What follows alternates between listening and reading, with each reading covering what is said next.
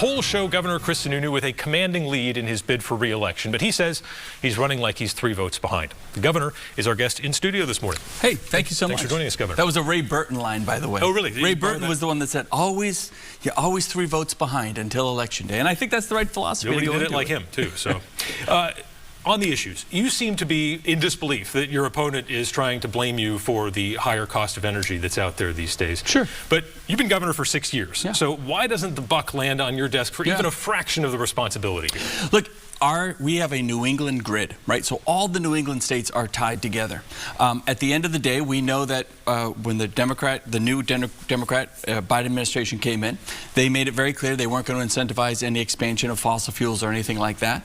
What immediately happened? The price to fill our gas tanks went up twice as much. The price of natural gas went up twice as much. And New England's system relies on natural gas. And we're at the end of the line, right? We get our natural gas out of the Midwest. We are literally at the end of the line. We haven't expanded our pipelines anymore across New England. Every little bit comes through Albany, New York. So if we hit a really tight cold spell, normally, as the demand would go up, if we hit this really, really bad cold spell in January, as the demand goes up, production would shift with that. No longer. There's no longer guarantees that production is going to increase as we demand it. So that's a New England thing. In fact, energy rates in Massachusetts are now higher than New Hampshire. I suppose Tom Sherman wants to blame me for the high energy rates in Massachusetts and Connecticut and Rhode Island. It's really going up everywhere. So what we've done in New Hampshire is, we vetoed legislation that would have added more taxes. Tom Sherman supported all that legislation, criticized me for not, but those are more subsidies on top of the high rates that we already would have had. We have made the right transitions in terms of we support solar, we're supporting offshore wind, but it's got to be a transition. And let's not forget, it was the Democrats and Tom Sherman and his friends that killed the Northern Pass project. 1,200 megawatts of clean, renewable, reliable hydropower out of Canada, the cheapest in North America. They're the ones that killed that. Largely for southern New England, though. That wasn't necessarily a New Hampshire project to bring electricity here. That was for of course it was. Southern New England. Oh yeah, we would have been first at the table for a power purchase agreement. We would have gotten the cheapest version of that power for all of New England. That's the benefit of bringing it through New Hampshire, because we get kind of first dibs at it, if you will. But yes, it benefits all of New England. It makes the system of New England more reliable, and that's what this is about.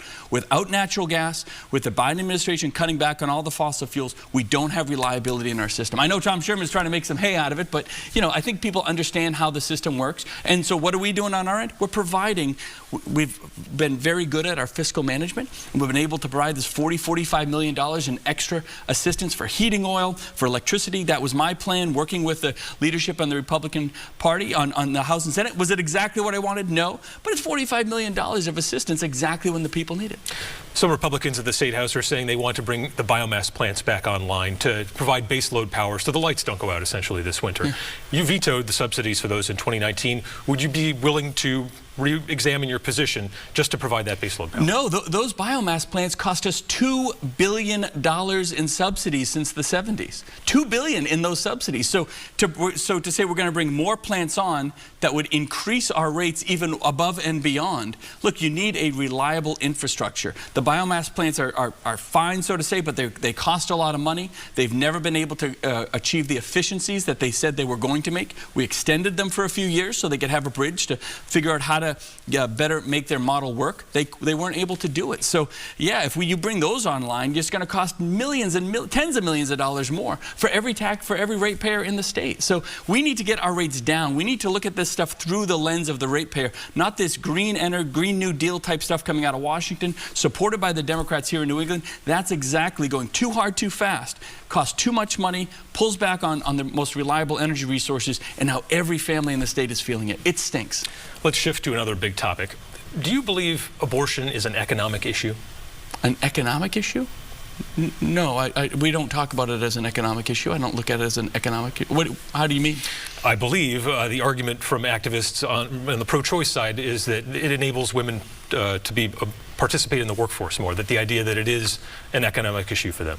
Look, I don't look at the issue from that standpoint. I am pro-choice. I believe in a woman's right to choose.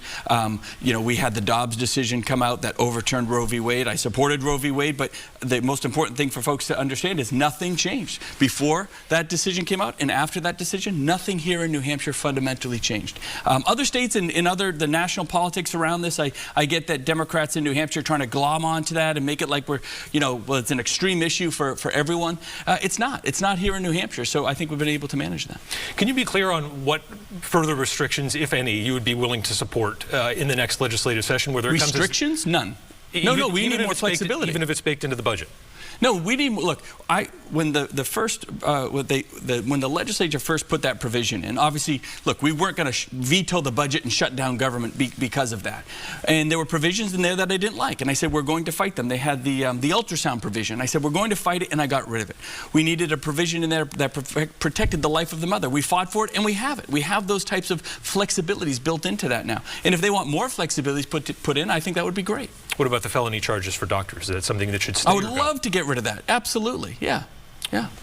Let's talk about the opioid crisis. It's rearing its ugly head again. Does anything need to change in the state's approach? You've had the Doorways program for a long time. Very Obviously, this is a difficult issue to get your arms around. Does it need to change? We have changed, yes. So the answer is yes, but I think about 4 or 5 months ago, we did a press conference. We came out talking about the changes we were going after here at the state level. Unfortunately, this has really become, I call it a cartel-driven crisis. In other words, the southern border is so open. There's no restrictions really on what's coming over that southern border, all the way up into all 50 states. And they have so much flexibility with such high potency fentanyl now. It's not even the old fentanyl we saw. You have purple fentanyl. Sometimes it'll take 3 or 4 different Narcans to revive someone on this really extreme type of stuff. So we're taking a more aggressive approach first with our messaging. There is no safe experience. They are mixing this stuff in vape cartridges, in marijuana, in cocaine, and all these other experiences, if you will, that people say, well, at least it's not fentanyl. It probably is. They're mixing it everywhere. They're mixing it with Adderall pills, with Xanax. There's nothing that really can be trusted out there, unfortunately. So we're taking a much more aggressive approach on the messaging, making sure folks understand it could be anywhere, and you have to, again, if you're getting prescription medicine for yourself or your kids, make sure you're getting it from a reliable source and from the pharmacy and all of that. This black market stuff, as inflation has gone up, more people are leaning into the black market or the Canadian market or an unknown market to get their pharmaceuticals. Very, very dangerous approach. And we're going into schools and much more aggressively. We put our messaging and our campaign out to schools and parents and kids. That's really who we're really trying to talk to. And then making sure that, again, on the law enforcement side, we're where we need to be. The doorway system works phenomenally. It really does. We were the only state in 2019 and 2020 where we didn't see this drastic increase in overdose deaths in the country. We used to be one of the worst, and now we've been able to pull that back. We don't take a victory lap on it, but our system is working because it has rural access to care, it's treatment, recovery, housing, all the different pieces, recovery-friendly workplaces. I invented that when I came into office here. It's now taken up in 37 other states and in Canada too. So those types of programs are unique to New Hampshire, they're innovative, and they are getting results. Does the resurgence that we're seeing make it less likely that you would be open to a narrow marijuana legalization that you signaled? I've always said it's not the right time. So some of the, and what I mean by that is this. First, people say, well, you're the only state in New England that hasn't legalized. Yes, and we also haven't seen the drug overdose deaths as other states have either. There's still no way to manage the impairment issues on highways, and we're seeing highway deaths go up, impairment deaths go up, and there's no way to manage that. And so I know that's a big reason why law enforcement has a lot of hesitation around that. If you asked other states how they're doing it, for example, they do home grow, I think, in Vermont. It's completely unregulated. It's a mess. And a lot of the folks up there will tell you it's just not working out the way they had planned. Every state does it a little differently. There's pros and cons to each one. But we still have a massive drug crisis going on across this country. Right now really is not the time. It's not a never thing, but now is not the time. We need a few other pieces, I think, in place to make sure that we have the constructs there to provide kind of the safety backstop, if you will, if you were to take that step. At the beginning of September, a Manchester man named Daniel Whitmore was out for his walk, and he was stabbed to death by an individual who was out on bail on multiple charges, including an attempted stabbing. Obviously, you've been pushing for change to the bail law. You signed it into law and then reversed course pretty quickly when you saw what was happening. But it still seems like there's no outrage or appetite for change at the State House. What are you going to do to change that? There should be outrage and there should be appetite for change. Look, when that bail reform law came, I signed it because it had the support of law enforcement. I went to cops. I went to law enforcement. I said, will this work? And everyone believed, yeah, it'll probably be okay. It should work. And they supported it, so we signed it. But immediately, we all saw what was happening. And we've been trying to make those changes ever since. We got a little bit done in one session. We have to do a lot more. There should be an appetite. I'm kind of pushing as hard as I can for that appetite for change. You have have the ACLU, you have these extreme kind of left-wing groups that, you know, say they don't want to change anything, everything's just fine, just let these people out. You know, you have individuals that get arrested and they're getting out before the cop that arrested them has even done the paperwork. It's really messed up. And so I'm dying for that change. I would love for that change to come. It is impacting the health and safety of individuals. This is one of the safest states in the country to live in. But this law in itself is creating an avenue to keep people unsafe effectively on the streets. Really quickly as we wrap up here, Dr. Sherman keeps poking around the idea that you're going to be running for president next year. Can you definitively rule that out right now?